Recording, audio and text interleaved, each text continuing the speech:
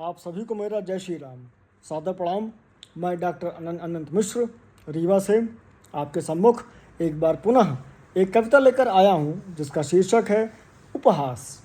जीवन में किसी भी व्यक्ति का उपहास नहीं करना चाहिए, क्योंकि जो काम सुई कर सकती है वो तलवार नहीं कर सकती, और जो काम तलवार कर सकती है वो सुई नहीं कर सकती।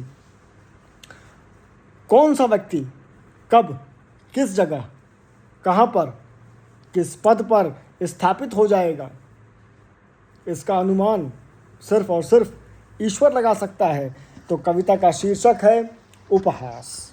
पंक्तियाँ कुछ इस प्रकार हैं कि आभार प्रकट कर सभी जनों का, आभार प्रकट कर सभी जनों का, अनगिनत हृदयों में करते देखा है वास। आभार प्रकट कर सभी जनों का, अनगिनत हृदयों में करते देखा है वास।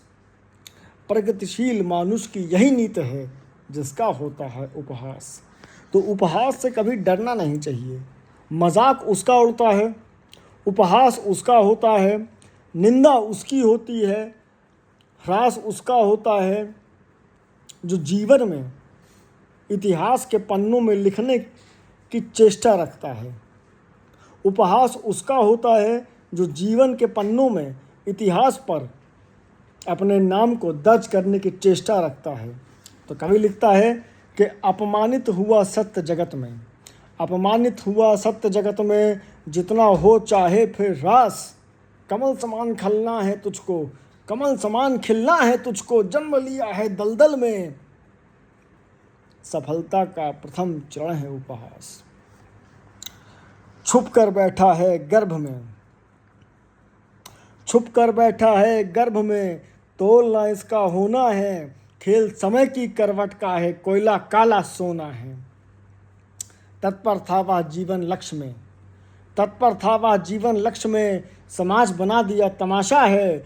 नित प्रयासरत रहता फिर भी आज युग की वह परिभाषा है।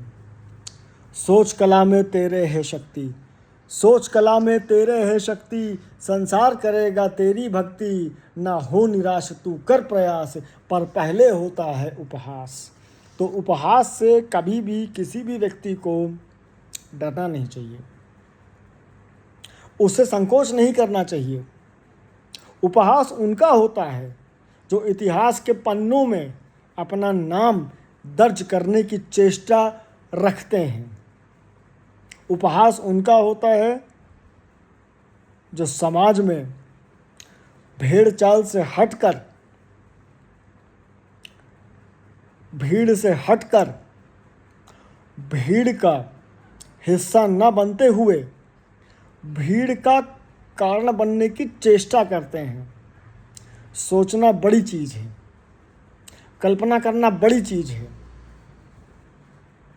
तो सोचना चाहिए, एक ध्येय निर्धारित करना चाहिए, एक चिंतन करना चाहिए, एक मनन करना चाहिए। तो हमेशा जीवन में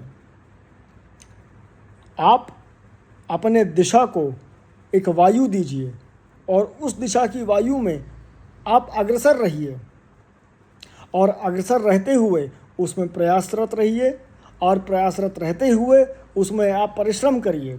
आप सभी को मेरा जय श्री राम।